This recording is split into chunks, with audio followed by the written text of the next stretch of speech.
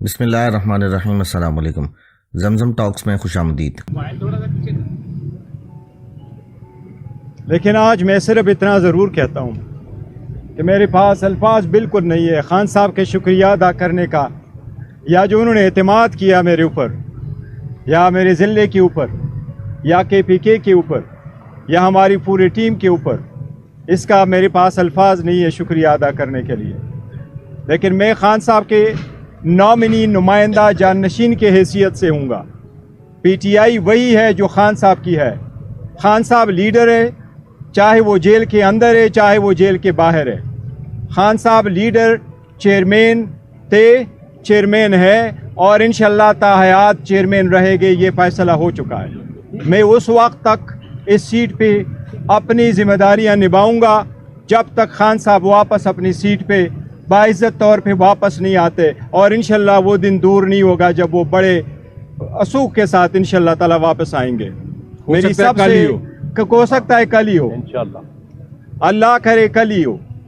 लेकिन इतनी ये ज़रूर बताता हूँ कि हमारा नज़रिया वही है, PTI वही है, काम वही है, स्ट्रगल वही है जो खान साहब ने इब्तिदा की और खान साहब चला रहे। वही हमारा अव्वल है, वही हमारा आखिर है, वही हमारा नज़रिया है जो खान साहब का है। मैं सिर्फ आपसे फ़िलहाल इतनी दुआ की अपील करता हूँ, अल्लाह हमें हिम्मत दे कि इस बारी ज़िम्मेदारी को हम मुश्किल वक्त में निभा सके, कि जिन लोगों ने यहाँ तक हमें ले आए और ये स्टेप खान साहब ने लेना पड़ा, ये दिन वापस रिवर्स हो जाए और वापस अवाम का असल लीडर वो वापस अवाम में आके खड़े हो सके। आप लोगों का बहुत शुक्रिया। One at a time please. आप ऊंचा बोल।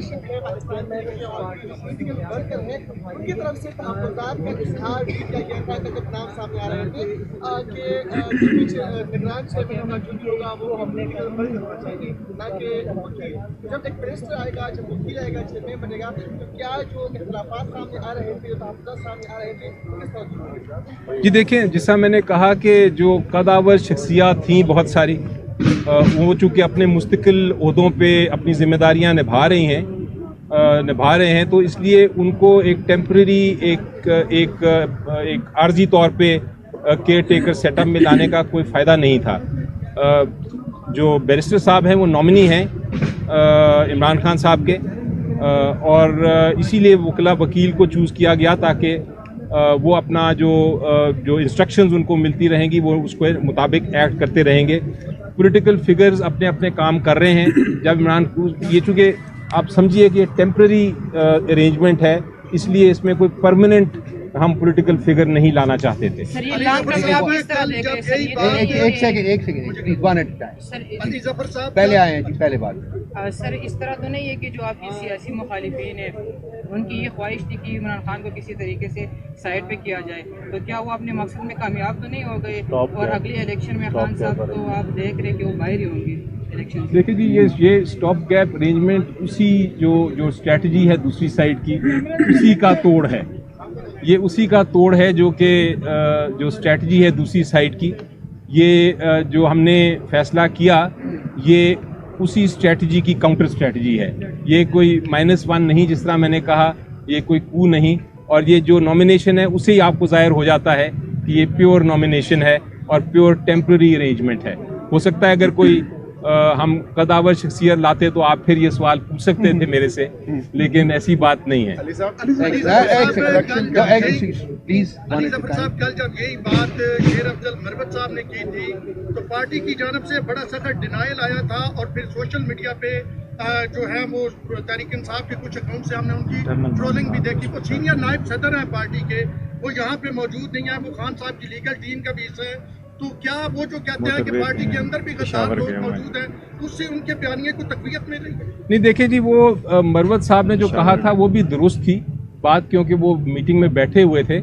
लेकिन वो सिर्फ डिफरेंस ये था कि कल इमरान खान साहब ने ये कहा था कि आप अपनी जो लीडरशिप है उससे मेरी ये फैसले को प्रूव करा लें, और प्रूव जब तक नहीं होता, आपको पता है पार्टी अनाउंस नहीं कर सकती है और फाइनल डिसीजन नहीं समझी जाती।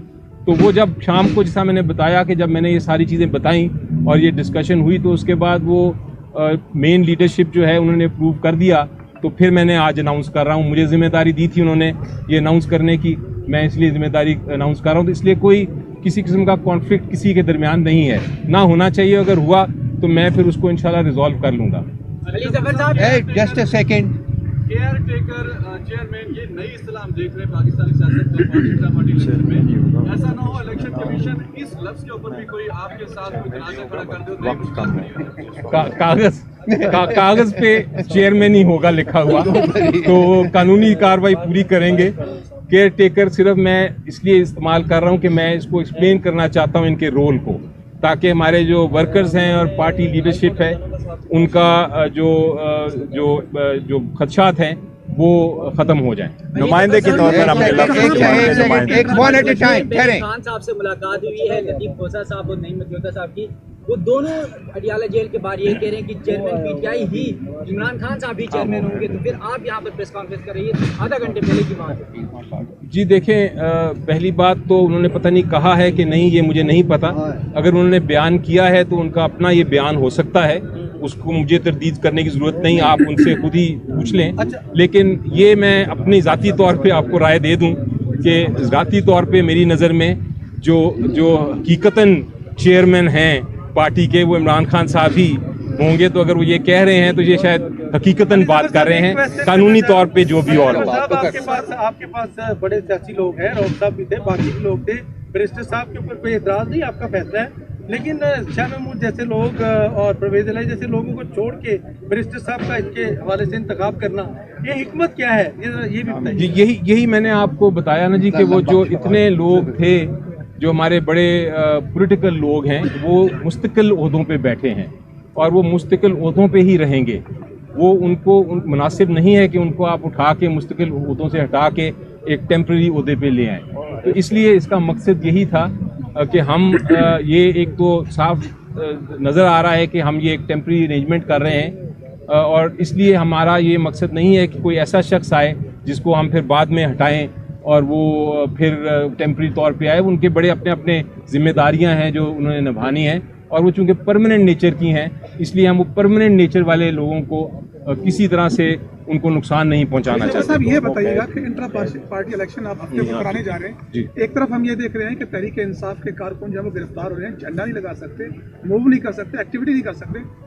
एक सवाल तो ये पूछ सके कि इलेक्शन करा कहाँ रहे हैं, और अगर गिरफ्तारियां होती तो फिर वो कौन सी आप इलेक्शन कमीशन की डिमांड? देखिए, हमारे जो इलेक्शन कमिश्नर हैं, चीफ इलेक्शन कमिश्नर, और उनके साथ जो उनके दूसरे लोग हैं, वो पूरी तरह आइन के मुताबिक साफ शफाफ इलेक्शन कराएंगे। जो इलेक्शन का प्रोसेस है और किस जगह पे होना है, कैसे होना है, उसमें मेरी कोई इंटरफेरेंस नहीं है, ना होनी चाहिए, क्योंकि वो जो हमारे इंडिपेंडेंट लोग हैं वही अपने कायद और जो रूल्स एंड रेगुलेशन है उसके मुताबिक बनाएंगे।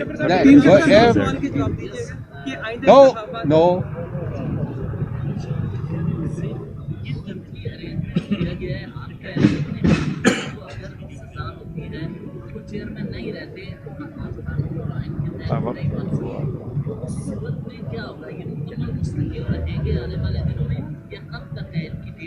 देखिए जी, ये जो आपने सवाल पूछा, पहली बात तो ये है कि इंशाल्लाह ये केसेस जो हैं, इतने मैंने उनको एग्जामिन किया है, इतने वो उनके बेसलेस केसेस हैं, बेबुनियाद केसेस हैं कि उसमें ये कन्विक्शन अपहोल्ड नहीं होगी।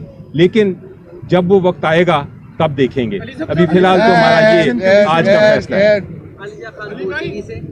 अच्छा सर, आलिजा खान बोल टीवी सर, ये बताइए कि अभी इसी सवाल को दूर दे रहा हूँ कि आइंदा इंतखाबात जनरल इलेक्शन जो 2024 में होंगे, उनमें चेयरमैन पीटीआई गवर्नर साहब होंगे या चेयरमैन पीटीआई इमरान खान को चेयरमैन लड़ेंगे? मेरा ख्याल है जी, इसका सवाल का जवाब तो मैं ये दे सकता हूँ कि हमारी नज़र में उससे पहले इमरान खान साहब चेयरमैन भी होंगे, और उससे पहले इंशाल्लाह वो जनरल इलेक्शन में हिस्सा भी लेंगे इंशाल्लाह।